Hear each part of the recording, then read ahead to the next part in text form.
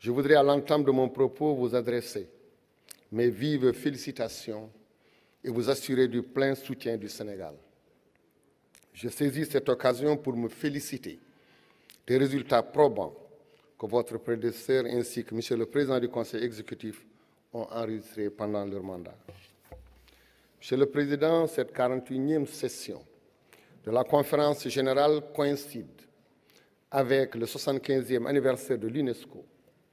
Elle se tient aussi à un moment particulier marqué par l'impact de la pandémie à Covid-19. Ce contexte difficile pour nos pays nous rappelle encore la pertinence des missions assignées à notre institution et la nécessité de les renforcer.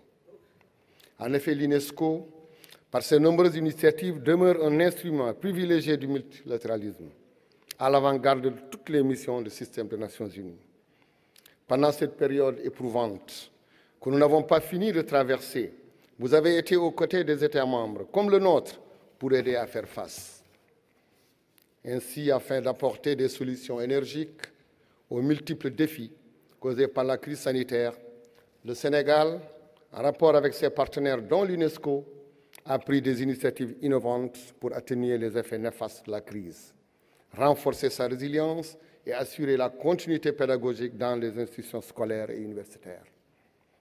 Il me plaît de souligner ici que l'atteinte des objectifs de développement durable a toujours constitué un enjeu majeur de la politique du Sénégal sous l'impulsion de son Excellence, M. Macky Sall, Président de la République. Dans le domaine de l'éducation en particulier, avec l'ODD 4, il a fait montre d'un volontarisme salutaire en réitérant son engagement à maintenir le niveau de financement du secteur de l'éducation au-delà du seuil des 20%. Cette volonté se traduit au quotidien par la mise en œuvre d'un programme d'amélioration substantielle de la qualité dans le système éducatif. Deux chantiers majeurs ont fortement contribué à ce processus constant de renforcement du système éducatif de mon pays. Pour le premier, il s'est agi d'exploiter les potentialités du numérique avec l'initiative Apprendre à la maison, visant à trouver une solution à la fermeture des écoles par la mise en place d'un projet pour le développement de téléenseignement promet afin de formaliser davantage la stratégie et mieux assurer le renouveau de l'école sénégalaise. Le second chantier a porté sur le renforcement de l'inclusion et l'amélioration de l'équité par une meilleure prise en compte de la dimension genre, l'utilisation des langues nationales dans les apprentissages, le déploiement des pôles d'éducation scientifique appelés l'INEC, lycée d'intégration nationale pour l'équité et la qualité.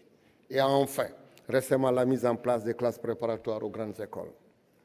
Ces initiatives ont permis, entre autres, de renforcer l'inclusion et la qualité de l'école et d'enclencher une dynamique continue de performance et de réussite dans tout le système éducatif. Toutefois, malgré les avancées notées, des efforts restent encore à faire pour nous assurer de la réalisation d'une éducation de qualité pour tous d'ici 2030. C'est alors le moment de consolider le partenariat qui lie l'UNESCO à ses États membres, en s'inspirant des recommandations du rapport, repenser nos futurs ensemble, un nouveau contrat social pour l'éducation. Monsieur le Président, en abordant la culture, je voudrais revenir sur l'importance du travail de l'UNESCO dans les situations d'urgence.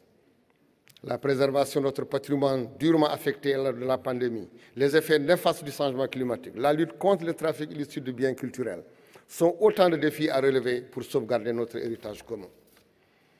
À ce propos, le Sénégal a mis en place un dispositif juridique spécifique pour juguler le fléau du trafic illicite de biens culturels.